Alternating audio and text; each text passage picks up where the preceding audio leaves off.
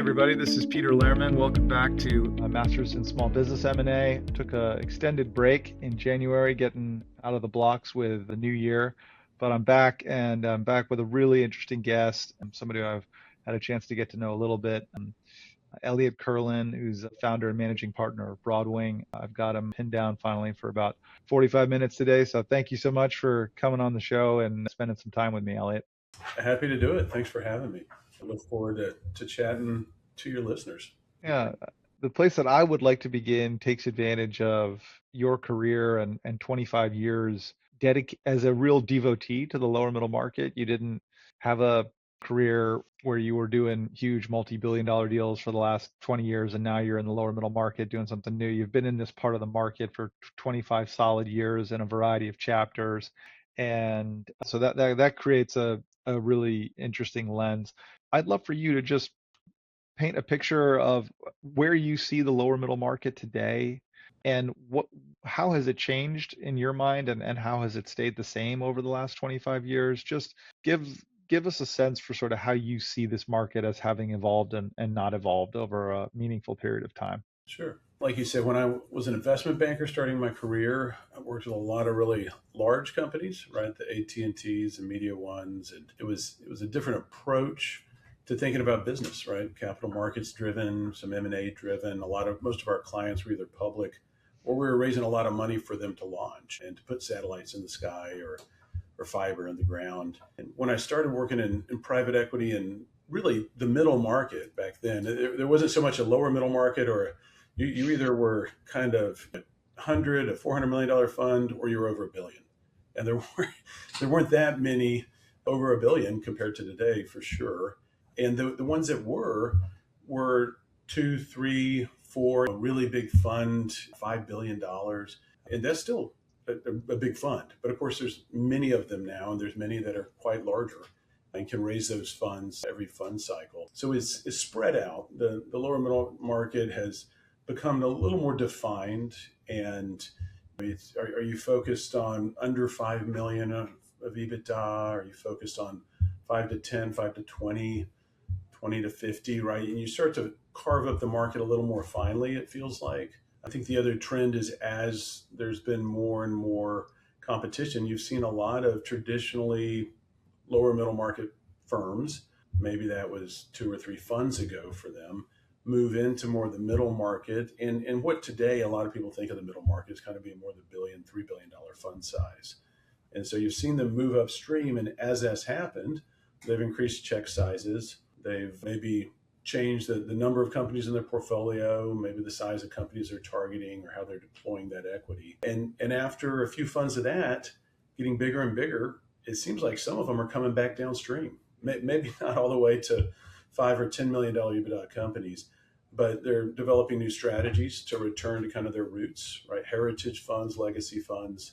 It can let them focus back closer to this end of the market because there's a lot of activity here. And I think the kind of a second theme I might hit on in terms of change, not just in terms of the capital participants on the equity side, would be the companies and advisors in the market, the degree of sophistication of sellers. I like to joke that when Mitt Romney ran for president, that's when everybody started hearing about private equity, right? Yeah. Who is this guy? Where did he come from? What's Bain Capital?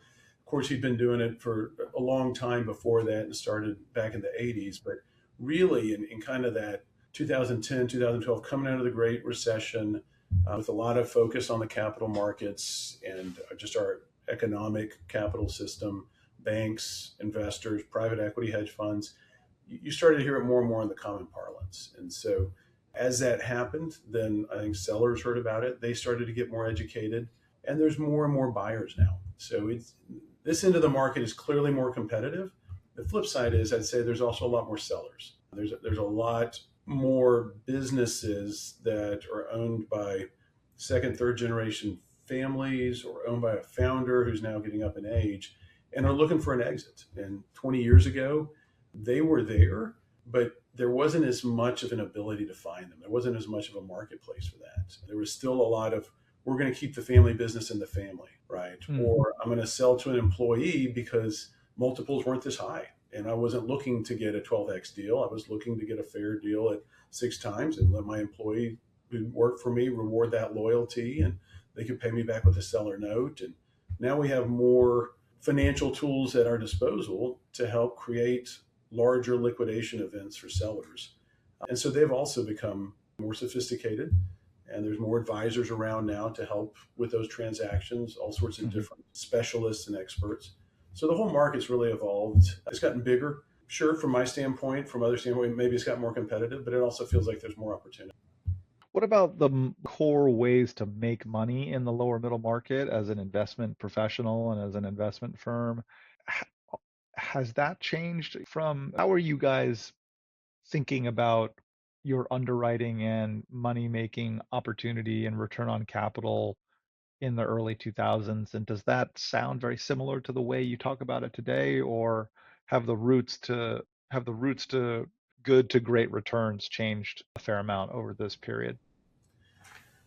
I would say a trend, maybe working backwards, a trend that has happened is prices have gone up over time. What if you use a multiple of cash flow or a multiple of EBITDA as a proxy for that price, looking at the last 12 months, we used to kind of be able to look at things more on an LTM, maybe a prior year basis, right? And then people would push to LTM as of last month, and now there's always a push to try and get it to pay forward a little bit towards end of year or next year. But if you look at it on kind of an LTM of multiple of EBITDA, prices have gone up over time.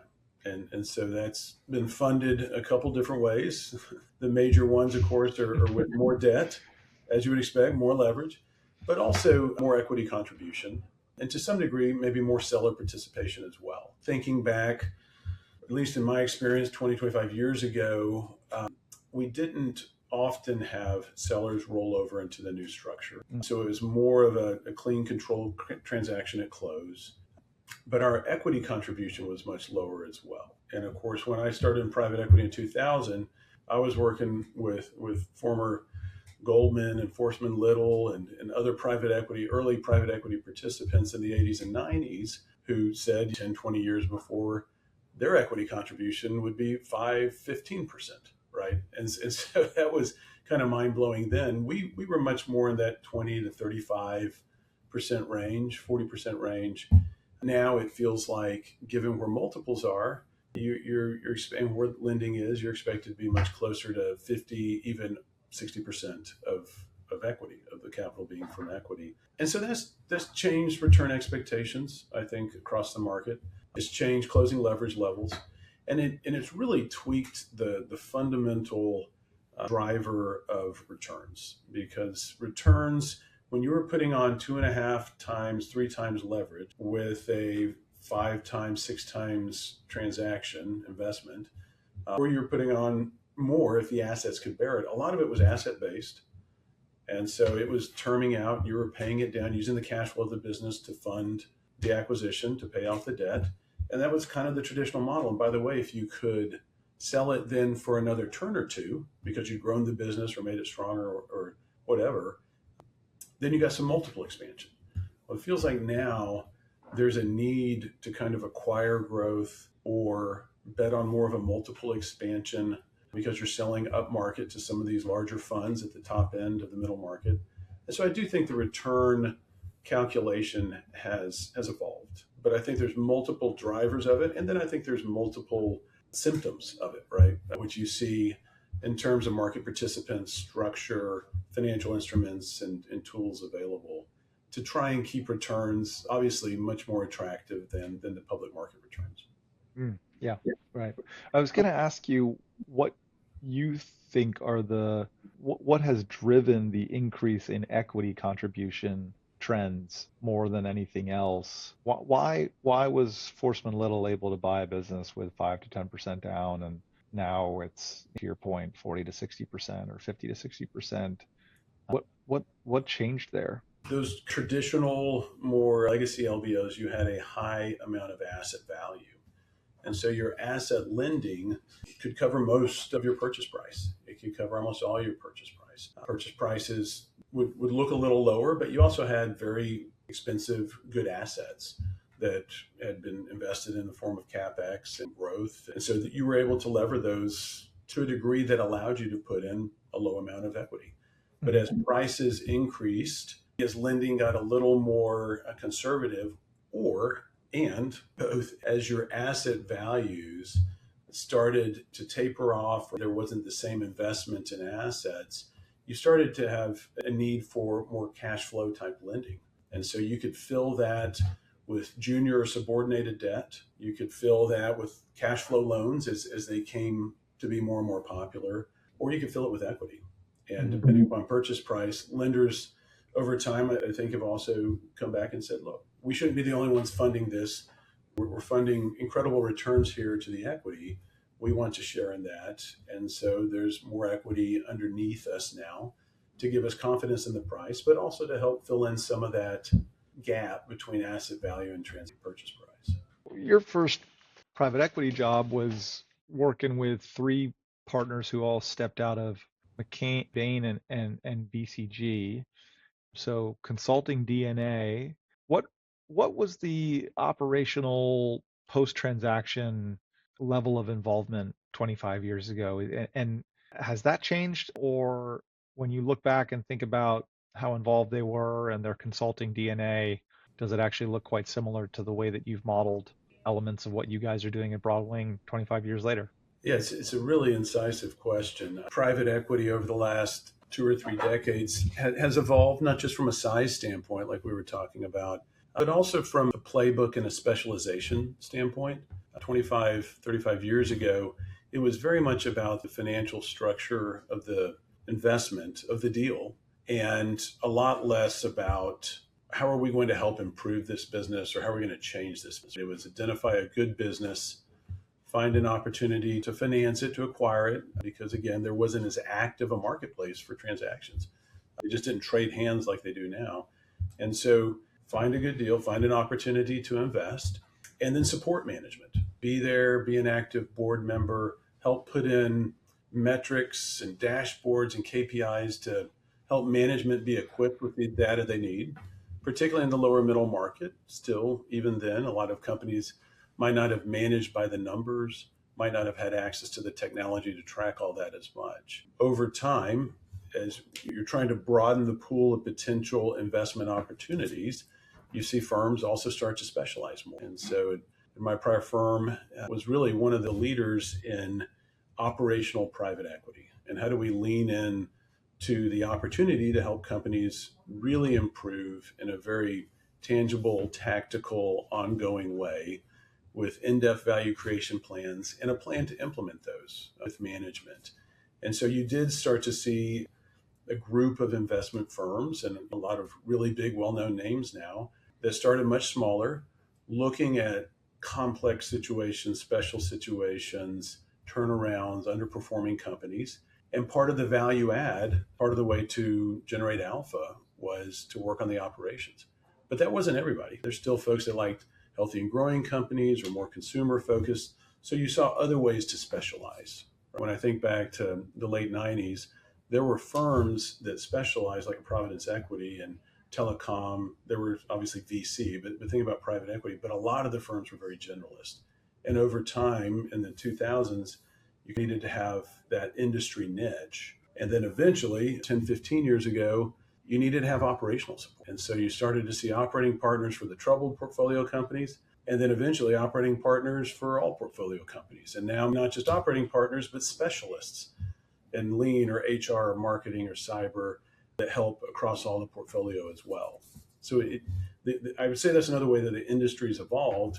But when we were there 25 years ago talking to sellers, it was we can be supportive of your growth plans and abilities. We've got the capital markets, we've got strategic consultants, and here's how we can help break down your business, understand your business, and how you can grow it, but much more in the way of letting management run with it and bearing all that weight themselves, as opposed to trying to be a little more active with it. What about the sell side and the evolution of the sell side investment banking profession? When you were buying businesses in the early 2000s, what was that market like? Who were the banks that were involved? Were there thousands of business brokers and lots of small boutique M&A advisors. Has that part of the system changed in meaningful ways? I'm curious, was Goldman Sachs selling lower middle market businesses in 2002, 2003? How did that work? Yeah, the bulge bracket and large money center banks were still dealing with larger clients. I would say the Bank of America's, Merrill's, Lehman's, going back a ways, Morgan Stanley, JP Morgan, Goldman were selling, still advising the large industrials on their non-private equity transactions. They were talking to the Fortune 50, Fortune 500, the Dow 30, as well as lower market groups. But the private equity groups, a lot of times at the bulge bracket banks, were focused on those billion and up funds. For the smaller ones, we would get introductions from accountants, from lawyers. There was a lot of personal connections, as well as there were still boutiques. Mhm. But some of those names have been acquired now. I think of like a Goldsmith Agio, which used to send out what looked to be leather bound Sims with wire. So they had hard covers. Of course, everything back then was pretty much FedExed or maybe faxed. You couldn't attach too large a file. So we would get Sims in the mail after you'd faxed over the NDA, and Goldsmith would send over these beautifully bound ones that you felt bad to throw away after you read it because they so much time on it. But they were acquired later. Houlihan was around. Baird and Blair were active. Jeffries was more of a participant in that lower end back then. And then you'd see regional banks as well that had clients, but maybe not the efforts in terms of a group. And the accounting firms. We would see stuff from the big six or big five, whatever it was at that point. And today, you would say that there's far more channels to reach sellers in the intermediary. You feel like it's just the names have changed, but it's more or less the same ball of wax. No, I think there's many more channels. There's certainly the digital opportunity to connect and to advertise, to make aware that wasn't there. Steel's a great example of that. How do you get your name out there to somebody you wouldn't even be connected to otherwise? That used to take a person to person relationship, but before somebody and then trust them to share. But I also think smaller companies weren't marketed to smaller funds. There weren't the independent sponsors out there. There weren't the deal by deal. There were, but there weren't a ton of what used to be called pledge funds or pass the hat funds or deal by deal fundless sponsors. That the independent sponsor phenomenon now is vastly evolved from what it was 20 years ago in terms of financing, backing, equity availability, and opportunities to invest. Back then, who would somebody sell a company to? An employee, a family member, somebody who was looking to switch careers, getting out of the accounting firm and wanted to acquire a small business, or graduating from college, maybe wanted to acquire a small business. But it was much more of a personal relationship to know about those. And so now a lot of business sellers know that there's brokers out there that could help them. There's digital marketplaces, or they've already been contacted. They've already had inbound calls. And so when they're ready to sell, they have a stack of letters from interested sponsors or independent sponsors or investment bankers saying, let me represent you. Whereas 20 years ago, that just wasn't the case. Maybe last question on where the lower middle market has been and where it is today, and then I want to get into Broadwing and some of the things that you're excited about there. You're a generational Texan. If I'm not mistaken, born and raised in Fort Worth, and I've been to your offices in Dallas. The family office capital in Dallas is maybe one of the most robust I've ever seen. I've been to Old Parkland and and gotten lost in there a couple of times. Yeah, I'm just curious how that's evolved. Where family offices are meaningful LPs today, very consistently backing emerging managers, repeat managers starting their next opportunity, leading investments in some cases, certainly backing independent sponsors. There's a lot of activity where the family offices, both in Dallas and just around the world and around the country, are a huge part of the conversation. How new is that? Was that was that was that a meaningful source of funding in the 2010s, or does that represent a real change to the complexion of the LP base for private equity? Yeah, it does represent a change for private equity. Not to say they weren't around before. There's always, in fact, a lot of if you go back decades, right, a lot of the families were actually some of the ones that helped start direct private investing outside of what had been their traditional source of wealth creation. And so you would have family offices, even going back to Vinrock. Certainly here in Texas, you saw in North Texas, a lot of energy families or real estate families do that, right? Hunts and Basses and Rainwaters. And over time, you would have spinouts from them that might be private equity funds as well, more of a dedicated institutional LP base with a blind pool. But the family offices are still very active. A lot of those older ones have grown and maybe had the scale to bring it in house. In some ways, private equity has probably helped that proliferation by creating exit events that were very meaningful for sellers who now are out of the industry they knew. Maybe they rolled over, but maybe they're out of the day-to-day operations of the industry they knew, and they have a large pile of wealth to go invest somewhere. Where do they put it? And so the family offices all seem to be a little unique. Each, like private equity fund, right? We try and differentiate, and we have our strategies, and it looks, how we execute looks a little different. And family offices differ as well, but there's such a number of them now. They do provide great they provide great backing, whether it's as an LP or as a co-investor, all sorts of different arrangements as well. Some of them club up sometimes, right, and create their own fund to then go invest in other funds or other deals. So it's provided a lot of different flavors that you can partner with or choose from, so to speak, to access new sources of capital besides your traditional institutional LPs and blind pool funds. Do you feel like that their role has been more of a benefit to private equity as a growing partner to private equity, or do you feel like their appetite to lead and club up on deals and do deals directly has led them to be more competitor than partner? I've always gotten the sense that they're more partner than they are competitor, but people maybe talk about the former more than the latter. Yeah, I think they're definitely a partner. It's a huge benefit to private equity because it's a capital source. It's a smart capital source, right? They've been operate generally they've been operators and entrepreneurs before, even Right. it's been over generations, and they think in a very sophisticated way about managing their wealth and diversifying, right? A lot of family offices may have a foundation. They may still have operating companies. They may have multiple different asset classes they're investing across, and so they can they can be great partners, thought partners as well as capital partners. That's not to say we didn't invest. Again, there have been family offices for a very long time, probably 20. I was trying to think, actually, I think over 20 years ago is when I recall doing our first investment with a family office. It was on the smaller side, right? It was one of our earlier deals. And every family office has their own goals, desired level of activity and involvement, information flow, and expertise that they bring to the table. I think a lot of times if you're talking to a family for a direct investment, there's two flavors, right? Is, hey, we're looking at this industry. You've been active in this industry before.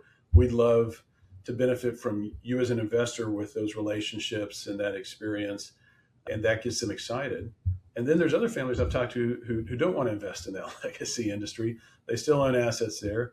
Maybe they know it too well, and they're looking to diversify outside of that. You have to get to know as many as you can because they all have different investment objectives that can change over time too. Sure. Well, let's get into Broadwing, and it's great to cover where you've been and all of those. When you decided to launch Broadwing, it built on all of these observations that we've just covered right now. And when you think about what you want to achieve with Broadwing, you've got, I think, three or four core platform investments now in the business. What are the things that you want to achieve with Broadwing that you feel are different from your prior private equity chapters, and what about it do you think is more of the same and just sort of running back of plays that have worked really well in the past? Do you have new things that are key priorities for you with Broadwing that represent a departure from a lot of the successes from the past? It's more of a evolving strategy. It's an evolution than a revolution, right? What we spent a lot of our careers doing is working with managers directly to analyze their businesses, perhaps create data they didn't have before, use that analysis to drive actionable insights that can allow a company to improve cash flow and margin, grow more strategically, maybe grow in a high return way, and think about how to take care of their employees in an intentional way. And we're still doing that here. We've looked at some additional business models, I'd say, asset lighter business models, more in the skilled trades. We've always tried to think forward: what happens in a recession? What happens in an industry downturn? What happens with AI? What happens, right, with other new technologies that come in, and try and guard against that, try and be ready for that. So we like the skilled trades to a degree, or in certain areas, because they're not going to be displaced by AI. They might be augmented by it, but probably not displaced. And it's critical. And if anything, things continue to get more and more complex when you're talking about security or safety or HVAC. So we still like manufacturing. We've seen different waves over our careers of reshoring, nearshoring, low-cost country outsourcing, but there's still critical components that, either due to supply chain considerations or intellectual property, innovation, time to obsolescence, where they need to be made in North America. They might need to be made in the United States. And so we still have niche manufacturing of various flavors, and we distribution. So services, distribution, manufacturing is where we spend our career, but where we focus will change. Where's the value that we can find within different sectors? Where do we have expertise? Where do we have opportunity to buy? And as we develop our themes and pursue those, we tend to go really deep. Different ways we do that, and then if we're fishing in the wrong pond, we'll move on to the next, right? But we typically have multiple lines in the water at the same time. The other thing that we've really kept is a focus on operational improvement and being a partner with management. The way we deliver that has evolved some, but that's still very much a focus. And the final thing is, I would say we're comfortable with smaller companies that might have a little higher margin, but smaller companies that we can help them grow strategically. That there's a combination of growth levers that we see, but that allows us to have a diversified portfolio, and hopefully that means also then a regular harvest cycle for our investors. Maybe I could get into like an example or two. I was listening to another podcast that you were on, and it seemed like there was this set of foundational things that you like to put in place post-transaction, and that may be governance, it may be risk, it may be the creation of data that hasn't existed prior. You mentioned ERP systems, and some of that seemed to me like sound business decision making to do, but maybe not like the most interesting work to do, but really important fundamental foundation solidifying work. For you personally, Elliot, when you've bought a business, you're on the other side of you're now on the same side of the table, and what do you like to do with the business owners? What is the interesting work for you post transaction? Obviously, some of it can be just foundational and very high value, but it might be boring. Some of it might be more colorful. I'm curious, what do you get excited to work on with a business once you've closed the transaction and now it's time to get to work? I love it all, to be honest. I'm still excited and enthralled with all of it. There's obviously some things that I'm probably better at, and other things my partners are better at, and we divide and focus on things to have return to expertise and focus for sure. Mm-hmm. But I love the foundation setting, because I feel like that's so important. The thing that makes it interesting and exciting is knowing where we're going, that there's a benefit to this, and the people you do it with. That's part of business, and business building is helping people grow in their roles, but also sharing our expertise, right? They have expertise as company owners, operators, and we have expertise in having seen multiple companies across different industries and how they can grow and be stronger with a core set of operating principles. And so I enjoy the foundation setting. That doesn't go on forever. And so there's also a little bit of an anticipation of, hey, let's get through this season of foundation setting, of professionalization, implementing some basic tools. Let's think about the sequence of what we want to do next. and then pursue growth. Part of our foundation setting oftentimes is continuing to invest in people, new people, helping people grow in their roles or find new roles within the organization, and training, culture building, using some relatively sophisticated tools that we didn't come up with to help strengthen companies and their cultures, to train employees, to crystallize some of the vision and the strategy and how we're going to implement that, get that together as a team, get that consensus, and then go execute on it. And growth is always fun, but so is becoming more efficient. So is increasing throughput, lowering our cost to produce, right? Moving up the experience curve so that we can become more effective and efficient at what we do as a company. And if we do that, that also allows us to, because then we become more competitive in the market. So I love all of that. How acquisitive have you guys been as part of the growth story for businesses? I hear a lot of things that make me think that your DNA is very organic in nature, just solidifying so many things, continuing to just make the business better. When I'm listening to you, it just sound like you have a real love for just the organic improvement of a business as it exists today. What has been the acquisition history for Broadwing so far? Is that something that you guys have done a lot of, a little of, very flexible there? We've done a lot of, yeah. We like to be opportunistic in the acquisitions that we pursue, but we're also very intentional. And so we're going to be disciplined on price. We're looking to solve an opportunity or a problem through an acquisition if we acquire one. And so it's generally part of the overall strategic plan. When it happens during the life of the partnership period, that can vary. But we will typically, to an investment over maybe a 5-year investment period, 6-year investment period, we would expect to do 3 or 4 acquisitions. And sometimes that's, I think the lowest we've ever done is 0, 1. But typically there's some number in there. The highest is probably 10. And so some companies or some industries are a little bit easier. Some businesses are easier to integrate. We're always considering the strategic angle as well. Are we looking to get exposure to customers? We're looking to get into new geographies, and it's cheaper or more efficient just to acquire our way in rather than put up a new plant or to launch a new greenfield office. So there's different strategic considerations. We look at it from a return standpoint, and we also like to still be able to grow organically, whether that's new products, same customers, same locations, or looking at greenfielding new locations. Maybe we can talk a little bit about people, Elliot, and just your journey assessing people and assessing owners and assessing managers. What what is the people, what is core to the people evaluation process for you when you're evaluating founders and management teams? What are some of the guiding principles that you think you've distilled and that you tend to return to when you're just assessing people and thinking about the talent in place or the talent that needs to be in place? Mm.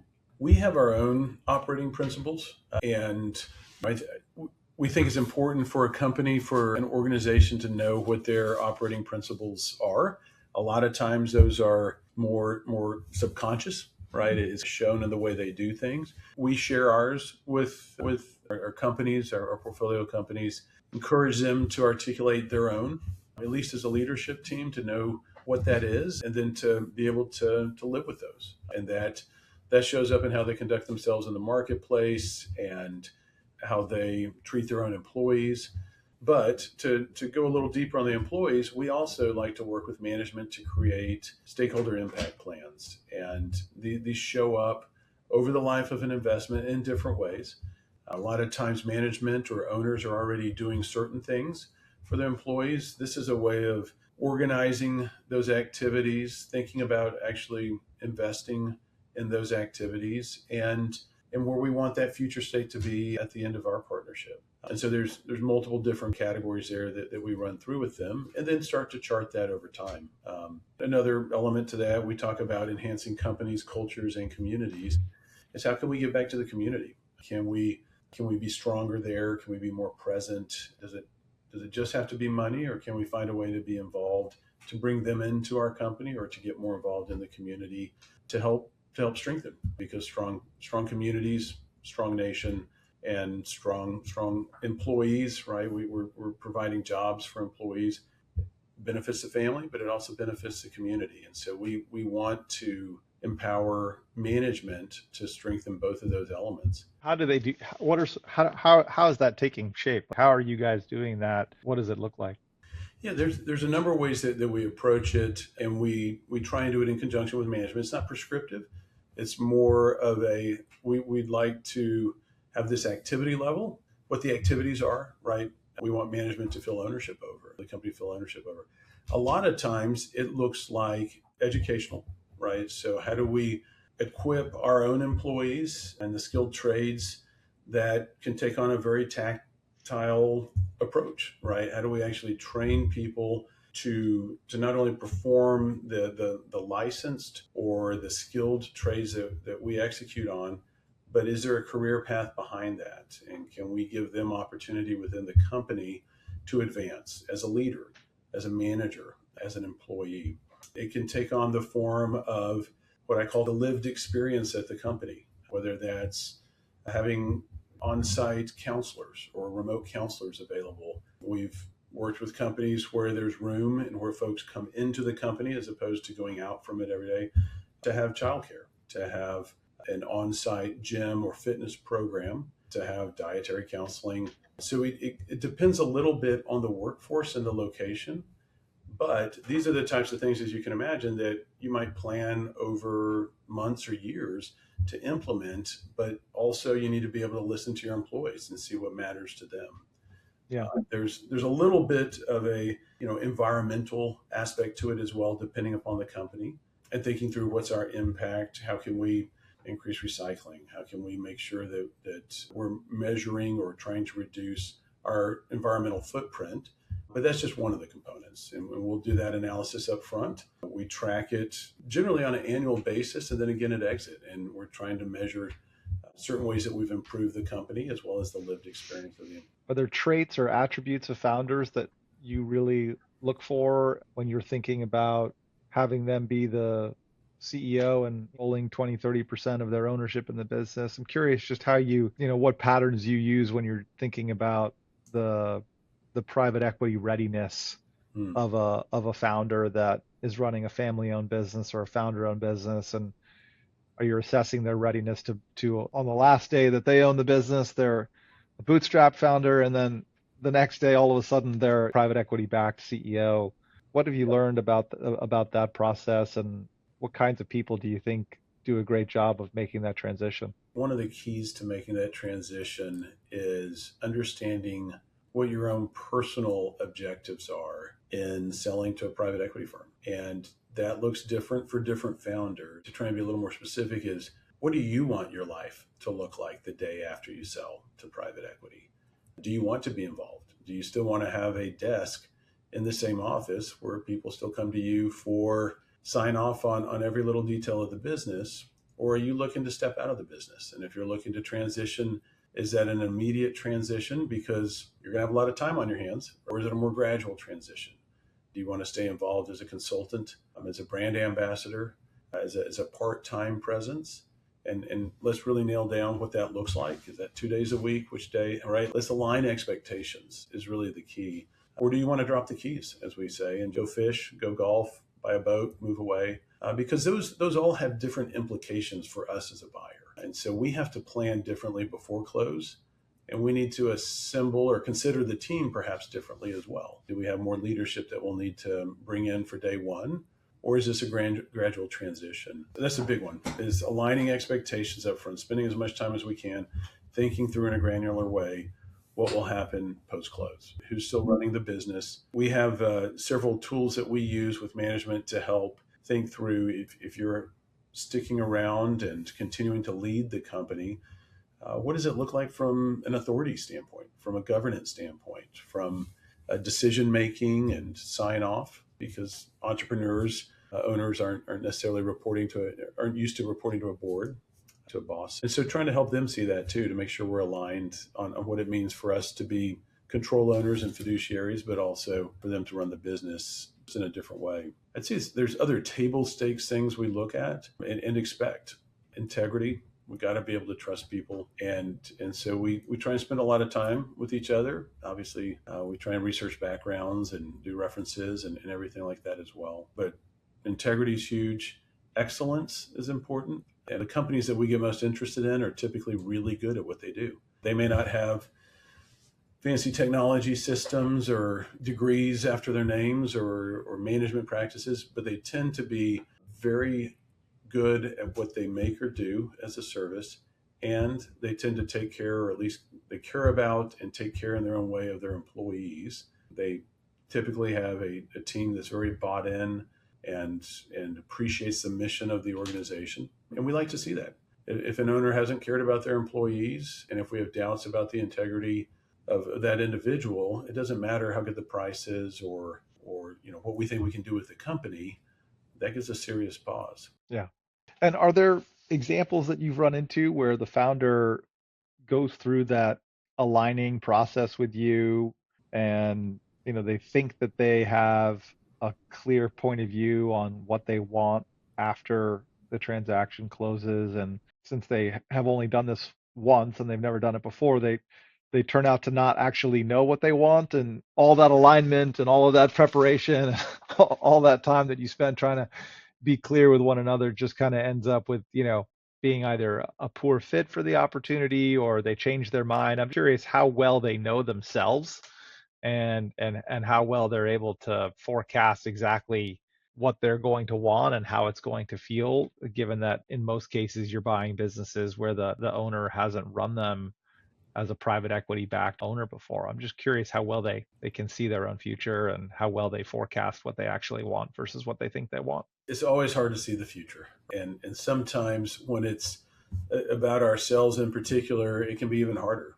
It's hard to know the desires of the human heart, anyone else's or even our own. I think you identify something that is a real consideration. I think some owners and sellers probably struggle with it more or less. I don't know that there's any general rules that I've really come up with on that because everyone's so unique and complex. Every situation, every company, how they've structured it, grown it, is so unique and complex. And to sell control, but then to still be in the business, there's a number of different reasons why that could be appealing to a seller. They love the people, they want to diversify risk, they want a capital partner for growth. They know the business needs to improve before they can sell it for even more money next time, and so they need a partner to help them with it. They don't have experience with M&A, they don't have experience with new plants, or they're on the tail end of their career, but they don't want to feel like they're walking away from relationships or commitments. And so you start to put in all sorts of variables like that, and it can get hard to tell. So I think there's a range probably of how well people do it. In our experience, it's something that is bespoke. It's tailor made to that seller, to that situation, and we try and work through it. I can tell you, there's not many sellers we've come across who don't want anything to do with the company afterwards. They may not want to work at it day to day, but they're not. It's not like they don't care. They still care about it. It may or may not be their name on the door, their family name. They may or may not have owned it for decades, but they still care, and they care about the customers. They care about the employees, the suppliers. They care about the buyer. They care about us, and they want the investment we're making and their company to pay off. And so we typically have a high degree of support and communication post closing, and that's a great benefit to us. We appreciate that. Maybe before I let you go, Elliot, we happen to be speaking first month of February here, and public markets are rotating aggressively out of software businesses, technology businesses. There's been some really profound developments from some of the major AI businesses in the last couple of months, really significant product releases. 2 months ago, you guys announced the acquisition of CloudScale 365, which is broadly speaking in the technology category as an MSP and in some cases probably a reseller of software. So far in this conversation, we've largely talked in general terms about changes to the industry, approaches that you and the Broadwing team take. It'd be great to just hear some of the specifics on this transaction. What got you comfortable with this opportunity? What makes you excited about it? How did you guys approach some of the AI considerations and the changes in the technology and software landscape? I'd love to hear you sort of take all of these principles on people and culture and community and excellence and how they take shape in the form of a recent investment like CloudScale. Sure. Lot to cover there. You you hit on a lot of topics. So let me try and take a few in order here. From a sourcing and thematic standpoint, it's an industry we've been looking at, a business model we've been looking at for a long time, for about a year and a half, which is not atypical for us. We met with a number of companies, different sizes, different focus, and we really settled in on lower middle market, small medium sized companies as their customers. And so a focus on regulated industries, data secure type industries like physicians' practices and rural hospital and registered investment advisors and law firms, private equity firms, right? So financial services.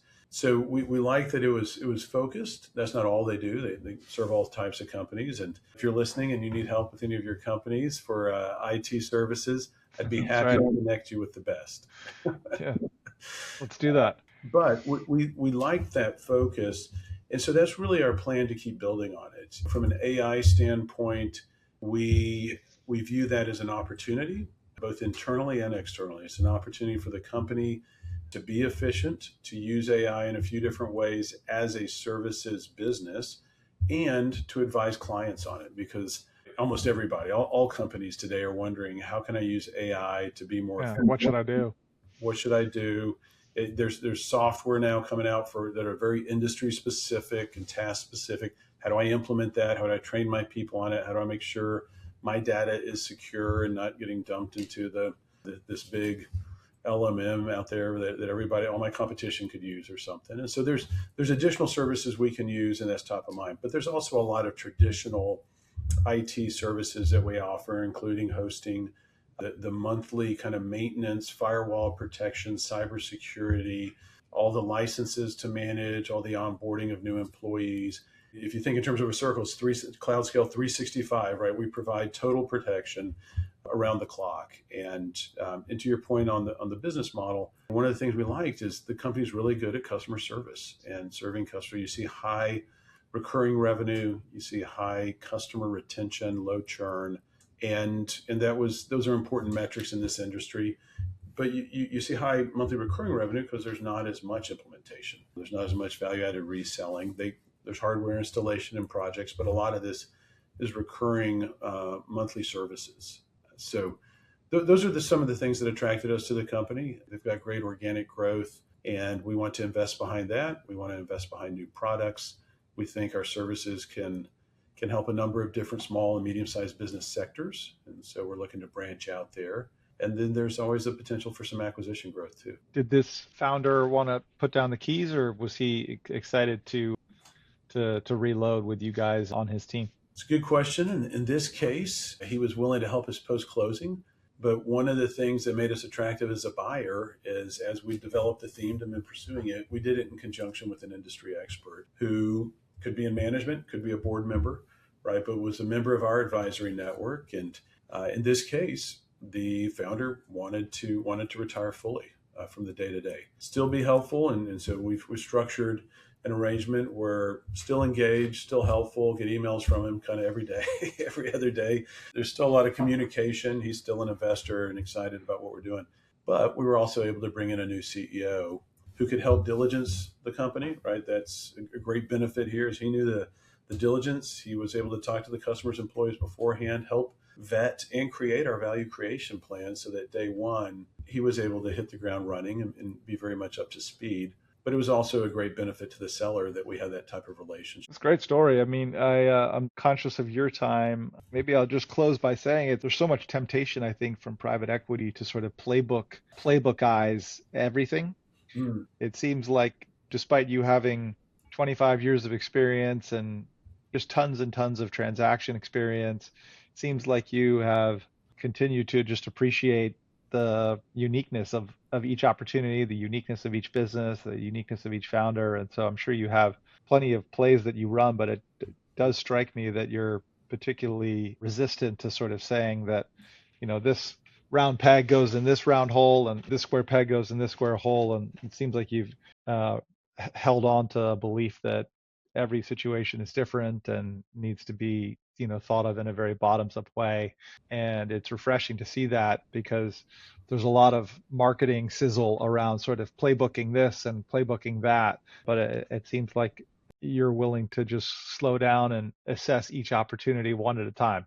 And so it's great to see that. And it really comes out in the interview. Thank you. It's easy to want to just do it all, right? And we've got all these great ideas and we've seen them work before, but we really need, we have to prioritize. We have to give management room to run the business as well as try and run our playbook. Doesn't mean that our plays don't apply and won't have benefit, but there's prioritization and Yeah. there's ways in which you have to do that. So we have to be sensitive to the people there. A playbook without the people to implement it is kind of useless. So it's not something where you can just take great business principles and say AI go help advise and go partner with this company. Right? We still need people on our team, and we obviously need people at our investments who share the vision and are excited about what they're doing and creating and who they're serving, their customers in the market and how they're competing. And together we can do something even more special. Ellie, it's a great place to close. Thank you so much. I've learned a ton and enjoyed the chance to get to know you better and excited to follow you guys in the years ahead here. So thanks again. Appreciate it. Always appreciated the business you've built as well and for your partnership as we grow. Thank you.